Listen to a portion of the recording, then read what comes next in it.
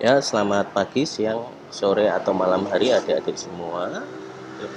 Hari ini atau saat ini saya akan menjelaskan tentang jenis-jenis cacat pengelasan. Nanti juga kita akan lihat apa penyebabnya. Lalu kita akan dapat menganalisis tentang bagaimana cara pencegahannya. Nah, itu nanti yang akan saya sampaikan. Tapi sebelumnya kita melihat dulu apa yang disebut dengan cacat pengelasan atau cacat las. Cacat las itu adalah hasil pengelasan yang tidak memenuhi syarat keberterimaan. Nah, jadi di sini indikasinya adalah tidak memenuhi syarat keberterimaan yang sudah dituliskan atau ditentukan dalam standar. Nah, standarnya itu bisa ASME 9, AWS, API, atau ASTM. Nah, standar-standar ini sudah dipatenkan, sudah disepakati bersama, juga sudah ditetapkan sebagai standar yang harus dipenuhi dalam pengelasan, yaitu untuk menjaga kualitas dari pengelasan itu sendiri. Nah, dari standar-standar ini, jika hasil pengelasan kita tidak masuk dalam standar yang sudah ditentukan, berarti itu termasuk dalam cacat las. Itulah yang dimaksud dengan cacat pengelasan atau cacat las.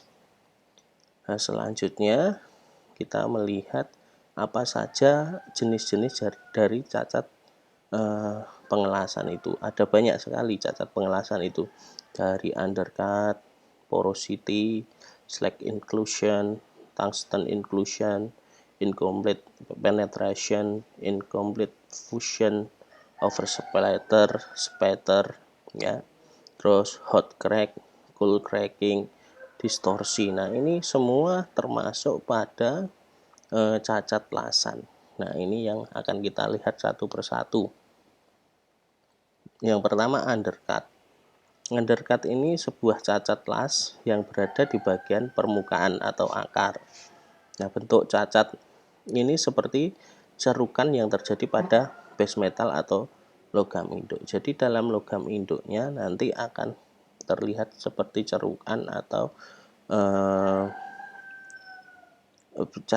bentuknya nanti akan seperti cowak gitu pada lasannya. Nah, gambarnya seperti apa kita lihat. Nah, ini undercut itu seperti ini. Jadi undercut itu dia seperti cerukan atau cowakan, ya, cowakan di dasar atau dia di permukaan lasan. Nah, ini sama saja di dasar atau permukaan. Kalau kita lihat seperti ini. Ini sering sekali terjadi ketika melakukan praktik. Jadi adik-adik melakukan praktik akan terjadi banyak sekali kasus seperti ini, undercut ini. Nah, undercut ini penyebabnya apa? Yang pertama, arus pengelasannya terlalu besar. Nah, jadi kalau arusnya disetting terlalu besar, maka nanti bisa terjadi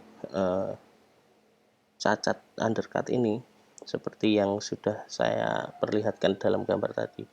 Terus travel speed atau kecepatan las terlalu tinggi. Jadi dalam menggeser elektrodanya itu terlalu cepat. Ya, nanti bisa terjadi juga undercut. Yang ketiga, panjang busur las terlalu tinggi. Panjang busur las ini gimana? Ya, jadi jarak antara elektroda dengan base metal atau dengan logam induknya itu terlalu panjang, terlalu jauh. Nah, nanti juga bisa menyebabkan undercut. Keempat, posisi elektrodanya kurang tepat. Nah, posisinya harusnya dia agak condong sekitar 70 derajat, ya, ke arah eh, ke arah jalannya elektroda itu, tapi ini mungkin terlalu besar atau malah terlalu kecil. Nah, itu bisa juga menyebabkan undercut. Lalu yang kelima, ini ayunan tangan kurang merata. Nah, ketika melakukan pengelasan, ada beberapa ayunan yang bisa dilakukan, mungkin zigzag, setengah lingkaran, atau dia lurus saja. Nah, ini terjadi ayunannya tidak rata, jadi tidak stabil. Nah, di situ juga bisa terjadi undercut. Lah, ayunan yang tidak rata itu bagaimana yang menyebabkan undercut, yaitu ketika pada bagian samping dia berjalan terlalu cepat. Mungkin di tengah dia sudah stabil, tapi nanti di akhir atau di pinggir di samping itu dia terlalu cepat, maka terjadi undercut. Nah, solusinya bagaimana? Ya, yang pertama arusnya harus disesuaikan sesuai dengan elektroda yang digunakan. Nah, itu nanti bisa dilihat pada wadah lasnya, wadah elektrodanya juga bisa, atau di spesifikasi elektrodanya yang digunakan. Lalu kecepatan las dia diturunkan. Kalau dia terlalu cepat, travel speednya ya diturunkan. Terus panjang busur diperpendek. Nah, setinggi 1,5 kali diameter elektroda. Nah, setengah atau 1,5 ya satu lah, paling tidak 1 kali diameter elektroda. Nah, ini tadi sudut kemiringan 70 sampai 80. Nah, menyesuaikan posisinya. Nah, ini terkadang ya kita mengelas terlalu pendek atau terlalu miring, bisa juga terlalu tegak. Nah, ini juga tidak tepat. Solusinya kalau untuk ayunannya kurang rata bagaimana? Ya sering berlatih. Nah, ini yang perlu kita perhatikan. Nah, ini nanti ketika praktik ya harus sering dilatih. Lalu kita masuk yang kedua, itu porosity. Nah, ini porosity, ini cacat las berupa lubang-lubang kecil pada weld metal atau logam lasnya.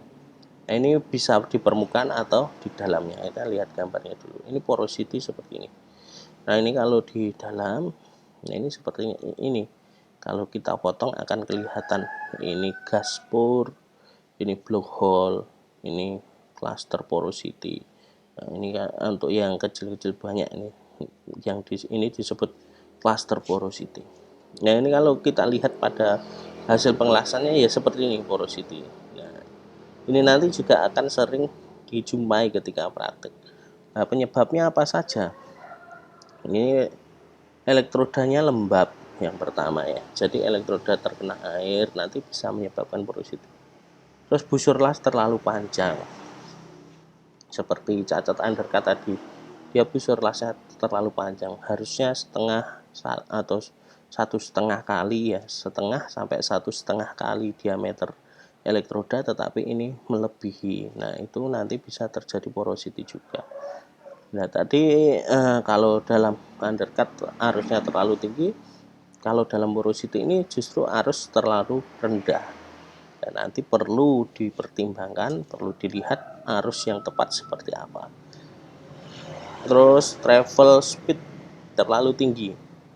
Nah, ini travel speednya terlalu tinggi, pergeseran elektrodanya.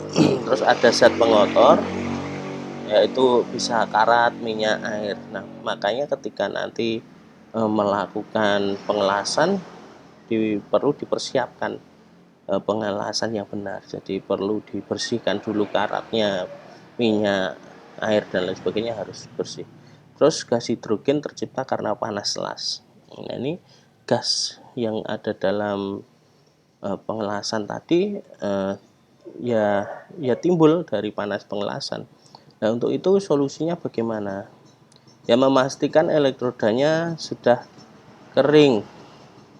Nah, ini kalau basah ya dilakukan pengovenan dulu. Ini oven untuk elektroda ada ya, jadi ada elektroda. Ini atur tinggi busur. Nah, ini kurang lebih 1,5 kali diameter kawat las. Amper disesuaikan. Terus persiapan tadi ya, karat dibersihkan, minyak dibersihkan. Nah, terus untuk material tertentu panas tidak boleh terlalu tinggi. Nah, kalau untuk ada gas hidrogen ini maka perlu dilakukan perlakuan panas ya. Dilakukan perlakuan. Lalu bagaimana solusinya? Nah, di situ kita lihat ada solusi-solusi tadi itu. Nah, ini solusi-solusi yang bisa kita lakukan untuk mencegah terjadinya porosity. Jadi yang perlu diingat, ini porosity itu seperti ini tadi ya. Bentuknya adik-adik. Ini ada seperti ini. Ada udara-udara yang terjebak. Nah, nanti ada lubang-lubangnya seperti ini. Selanjutnya adalah slack inclusion. Welding defect slack inclusion ini merupakan cacat yang terjadi pada daerah dalam hasil lasan. Jadi ini pada dalam lasan ya. Ini tidak bisa dilihat kalau tidak dilakukan pengujian. Jadi dia harus dipotong dulu untuk melihat bagian dalamnya. Nah, ini cacatnya itu berupa slug ya. Slug itu apa? Flak yang mencair yang berada di dalam lasan. Nah, ini sering terjadi pada daerah stop and run, awal dan berhentinya proses pengelasan. Jadi ini sering terjadi pada bagian awal kita memulai pengelasan atau pada akhir pengelasan. Nah, ini terjadi apa? Ya, flaknya itu atau selubung dari elektroda itu dia mencair dan dia masuk di dalam lasan, hasil lasan. Kita lihat gambarnya dulu. Nah, ini slack inclusion. Jadi di sini ini yang hitam-hitam ini adalah flak yang mencair.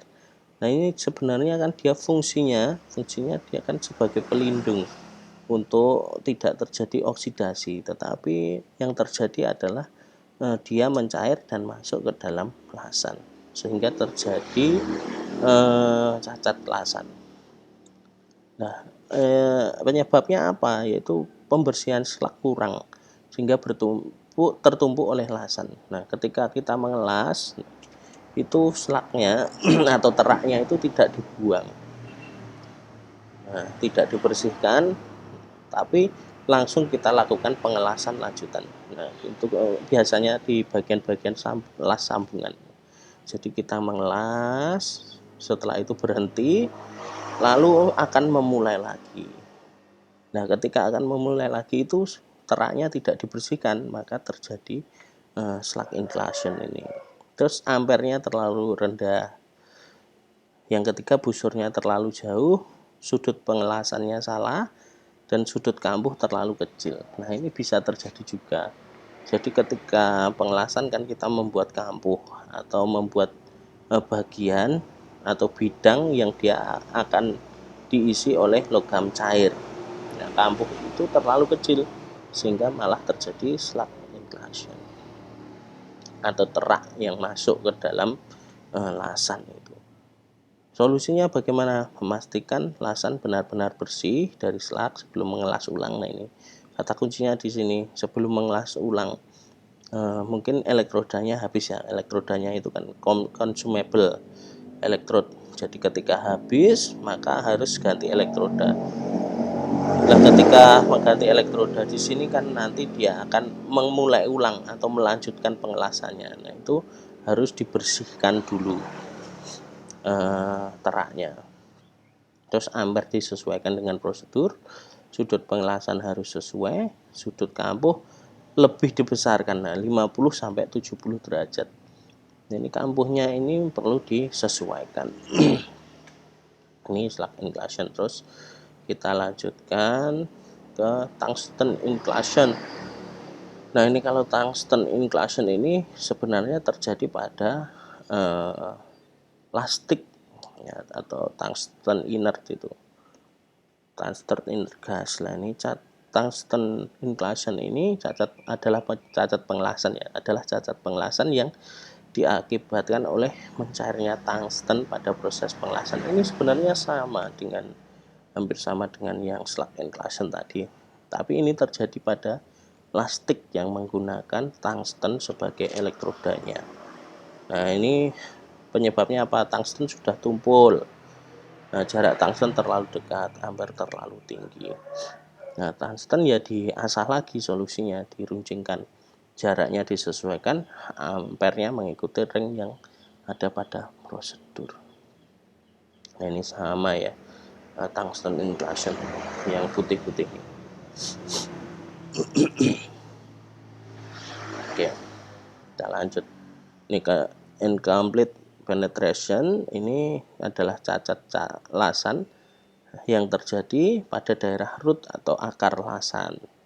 Nah, sebuah pengelasan dikatakan incomplete penetration jika pengelasan pada daerah root tidak tembus atau reinforcement pada akar berbentuk cekung. Nah, ini incomplete penetration ini artinya ya sebenarnya penembusan atau penetrasinya itu tidak sampai pada akarnya. Nah, ini kan dalam pengelasan ya diharapkan kedua logamnya itu dia terjadi peleburan. Nah, ketika melebur kedua logamnya, maka nanti baru dia dibiarkan membeku. Setelah dibiarkan membeku, nanti terjadi ikatan yang kuat antara dua logam itu. Ya. Kalau penetrasinya tidak sempurna, maka ada bagian tertentu yang belum mencair, sehingga nanti dia tidak terjadi ikatan. Nah, ini penyebabnya apa? Travel speednya terlalu tinggi, jarak gap ya, jarak atau gap atau root opening terlalu lebar. Jadi jarak antar kedua logamnya itu terlalu lebar. Jarak elektroda atau busur terlalu tinggi. Nah, busurnya terlalu tinggi ya. Yang keempat, ini sudut elektrodanya yang salah, ampernya terlalu kecil.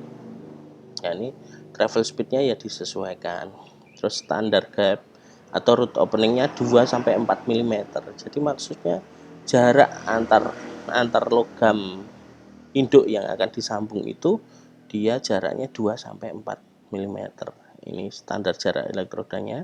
Terus ampere juga disesuaikan. Kita lihat gambarnya ini. Nah, ini yang disebut dengan incomplete penetration. Jadi tidak sampai pada bagian bawah, tidak menembus sampai bagian bawah lasan. Nah, ini tidak tepat, tidak pas. Nah, kalau kita lihat ini seperti ini, dia terlihat ada jaraknya, dia terlihat ada ini garisnya ini. Ini tidak komplit, tidak selesai ya, penetrasi yang tidak selesai. Ini termasuk dalam cacat lasan juga.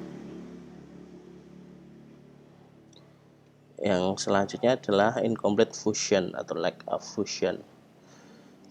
Cacat incomplete fusion adalah sebuah hasil pengelasan yang tidak dikehendaki.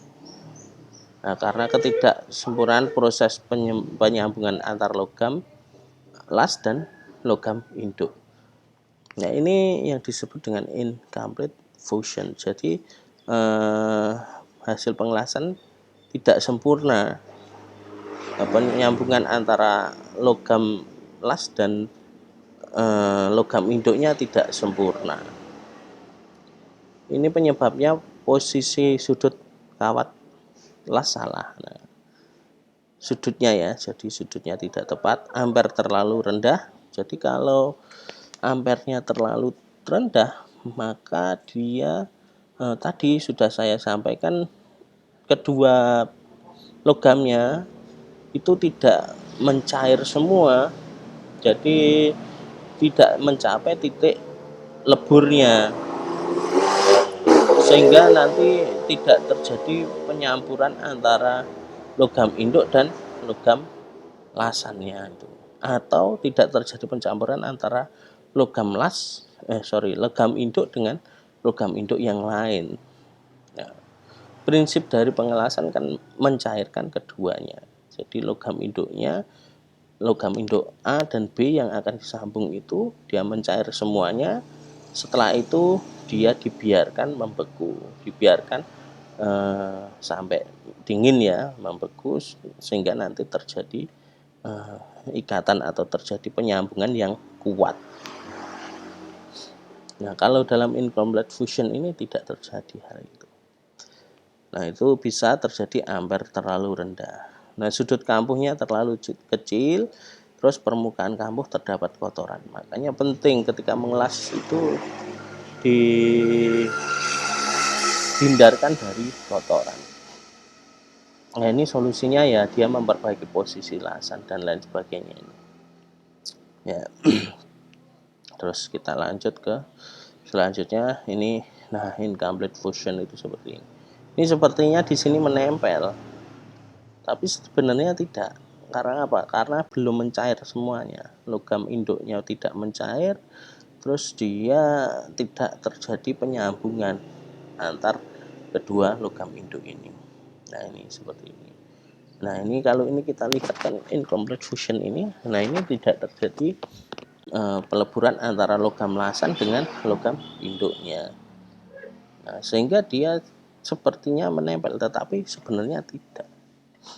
Ini adalah incomplete fusion. Oversplatter itu dia seperti ada titik-titik. Kita lihat gambarnya ya, ini oversplatter. Ini biasa terjadi ya. Apalagi kalau awal-awal mengelas seperti ini. Kalau kita lihat gambarnya ini, ya tentu saja dia penyebabnya adalah jarak lasan atau busur lasnya terlalu tinggi. Kita lihat ya. Ini oversplatter ini adalah percikan las. Sebenarnya jika splatter dapat dibersihkan maka tidak termasuk cacat. Jadi kalau teman-teman bisa membersihkan splatternya itu ya tidak termasuk cacat. Nah, namun jumlahnya berlebihan, tidak dapat dibersihkan maka dikategorikan sebagai cacat visual. Nah, seperti tadi ini, ya ini cacat visual. Nah, ini kan kotor ya. Ini ada percikan-percikan. Nah, ini ada percikan-percikan dari logam lasan atau logam dari elektrodanya itu, dia memercik ke sebelah-sebelahnya. Nah, ini dia memercik ke sini. Nah, ini. Nah, itu penyebabnya apa? Ampernya terlalu tinggi. Jadi kalau ampernya terlalu tinggi nanti terjadi ledakan-ledakan, terjadi percikan-percikan itu. Jarak elektroda dengan base metal terlalu jauh. Nah, ini busurnya terlalu tinggi. Nah, nanti akan terjadi overspatter juga. Elektroda lembab. Itu elektroda basah lembab itu juga menyebabkan spatter. Nah, harusnya diturunkan panjang elektroda busurnya ya, disesuaikan lagi. Terus elektrodanya di oven. Nah, ini untuk menghindari elektroda yang lembab. Jadi kalau kita lihat di sini adik-adik semuanya, kita melihat beberapa cacat tadi ya, paling tidak panjang busur ini penting sekali untuk diperhatikan ketika mengelas.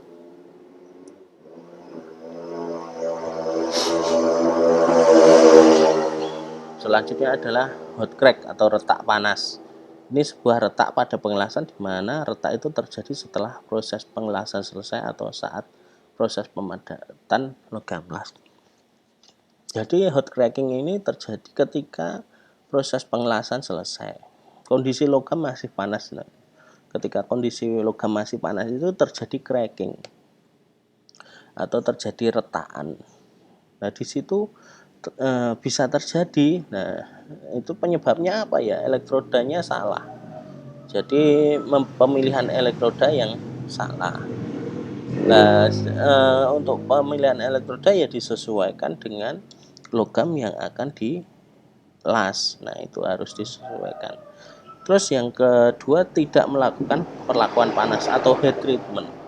Jadi dalam pengelasan itu bisa dilakukan pemanasan awal. Nah, pemanasan awal atau preheating itu bagaimana? Ya, logam yang akan dilas dilakukan pemanasan dulu, dipanasi dengan mungkin di oven, atau mungkin kalau dia terlalu besar ukurannya ya bisa menggunakan burner. Nah, itu dibakar dulu. Nah, setelah dia nanti mencapai suhu tertentu baru dilakukan pengelasan. Maksudnya apa? Supaya tidak terjadi perbedaan suhu yang terlalu tinggi, terlalu jauh. Nah, perbedaannya suhu itu tidak boleh terlalu jauh. Kalau terlalu jauh, ya bisa jadi nanti hot cracking ini. Maka logamnya itu kan terlalu rendah untuk suhunya. Sedangkan untuk pengelasan bisa mencapai 4000 derajat, katakanlah seperti itu. Atau lebih tinggi, maka nanti bisa terjadi hot cracking. Ini solusinya ya menggunakan elektroda yang sesuai, terus melakukan post well heat treatment atau PWHT, atau melakukan preheat atau pemanasan awal. Nah, ini bisa dilakukan. Nah, hasilnya seperti apa hot cracking? Nah, seperti ini. Dia terjadi crack atau terjadi retakan. Ini termasuk hot cracking. Ini kalau yang sudah dilakukan pengujian, nah dia terlihat seperti ini. Dia retakan. Nah, kalau ini terjadi ya tentu saja nanti kekuatan tariknya juga akan rendah. Nanti kalau ini dipakai dalam konstruksi ya bisa rusak, bisa ambruk, bisa patah. Ini adalah hot crack. Selanjutnya cool crack. Ini kalau tadi kondisi logamnya masih panas terjadi cracking, kalau cool cracking ini dia terjadi setelah lasan itu selesai atau lasannya sudah dingin. Jadi mengelas selesai, lalu selang beberapa waktu terjadi crack, terjadi retakan. Nah, itu disebut cool cracking. Nah, ini cool cracking ini terjadi karena cooling rate terlalu cepat.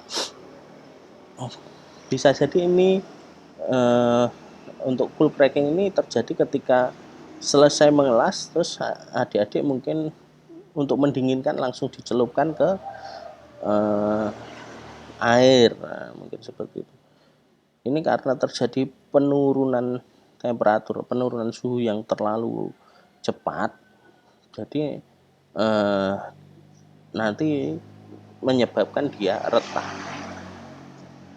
Atau juga bisa terjadi karena arus pengelasannya yang terlalu rendah, travel speed terlalu tinggi, tidak dilakukan pemanasan awal atau preheating. Nah, solusinya gimana ya? Diperlambat pendinginannya. Jadi untuk lasan ya bisa kita lakukan pendinginan dengan suhu kamar saja. Maksudnya ya dibiarkan dia melakukan cooling sendiri. Jadi nanti dia turun sendiri suhunya, tidak dicelupkan ke air atau ke pendingin yang lain. Gunakan arus yang tepat, travel speed yang tepat, terus lakukan preheating. Nah, ini ya. Untuk material yang karbon ekuivalen di atas 0,4 maka harus di preheat. Nah, ini perhatikan. Jadi kalau material yang kalian las itu memiliki kandungan karbon lebih dari 0,4%, maka harus dilakukan preheating. Ya. Jadi harus dipanaskan dulu baru dilakukan pengelasan. Nah, ini cool crack seperti ini. Dia cool crack bisa. Perbedaannya dengan hot cracking apa? Ya, kalau hot cracking dia terjadi ketika logam masih panas. Kalau cool cracking ini dia terjadi ketika logam sudah dingin. Ini distorsi. Ini perubahan bentuk material yang diakibatkan panas yang berlebih saat proses pengelasan berlangsung. Nah, mungkin adik-adik yang sudah pernah mengelas itu pernah mendapatkan atau menjumpai ketika mengelas logamnya itu menjadi cekung bentuknya dia atau melengkung. Nah, itu terjadi karena ini panas terlalu tinggi. Nah, itu cacatnya yang disebut adalah cacatnya disebut dengan distorsi. Nah, ini penyebabnya apa? Panasnya berlebih, ampernya terlalu tinggi, terus tag weld atau las titiknya itu tidak kuat. Nah, maka atau pengikat ke pengikat benda kerjanya ke meja las mungkin tidak kuat. Nah, itu bisa terjadi. Terus persiapan pengelasan yang salah. Nah, tentu saja solusinya ini ya, harusnya disesuaikan. Terus tag weldnya, las ikatnya diperkuat, atau dia memberikan stopper penguat pada logam induk. Nah, dia di titik dulu di bagian awal dan akhir dari benda kerjanya itu lalu melakukan persiapan pengelasan. Kita lihat dulu bentuknya seperti apa. Nah, ini seperti ini pada butt joint ya, jadi butt joint. Nah, ini harusnya dia rata, tapi karena panas terlalu tinggi maka dia menjadi naik. Nah, sebelah sini naik. Nah, ini distorsi T-joint. Kalau T-joint ini kan harusnya sambungan T ya. Nah, itu ini terangkat. Ini termasuk pada cacat pengelasan yang disebut dengan distorsi. Oke, itu tadi tentang cacat pengelasan, penyebabnya, dan juga solusinya.